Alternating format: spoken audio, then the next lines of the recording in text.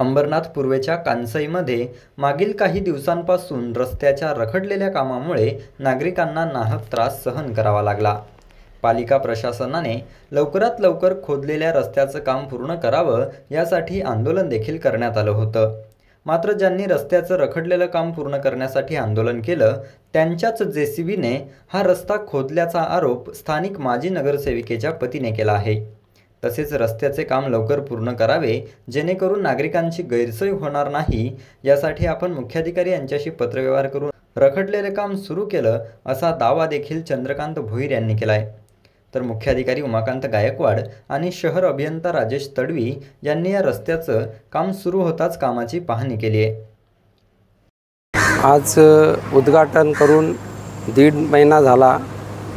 तिथपासून ते काम काही स्थानिक पातळीवर बंद केलेला, तर ते बरेच लोकांची गैरसोय होत होती।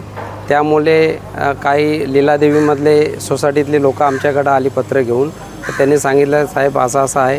बोलो ठीक आहे, मी सीओकडे जाऊन बघतो म्हणून कसं काय करायचं ते। तर आम्ही आणि आंदोलन पण एक गेलेलं, पण ज्यांनी आंदोलन नेलं त्या लोकांनीच इथे स्वतःचे जेसीबी डंपर लावून रस्ता खोदला आहे आणि उलट सीओकडे गेले की रस्ता बनवून द्या, किती दिवस झाले बंद आहे।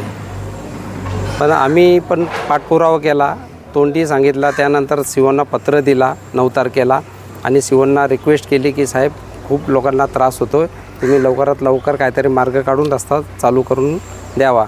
तर सीओने लगेच त्या ठेकेदाराला बोलून काम करण्यासाठी सुरुवात करून दिली।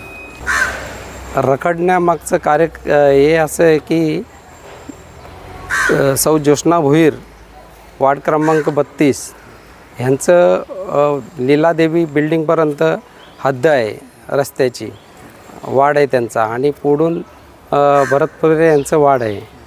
तर ते बोलतात का आमचा वाढ आहे, आम्ही बोललो आमचा वाढ आहे। तर आम्ही सांगितला तुमचा पण वाढ आहे आणि आमचा पण, दोघांचा मिळून वाढ आहे, तर रस्ता तर होऊ द्या।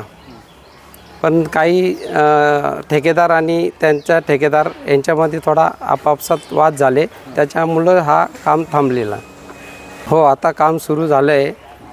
तर आम्ही ठेकेदाराला जिथपर्यंत आमचा वाढ आहे तिथपर्यंत तरी तुम्ही रस्ता बनवून द्या, कारण जेणेकरून लोकांची गैरसोय होणार नाही।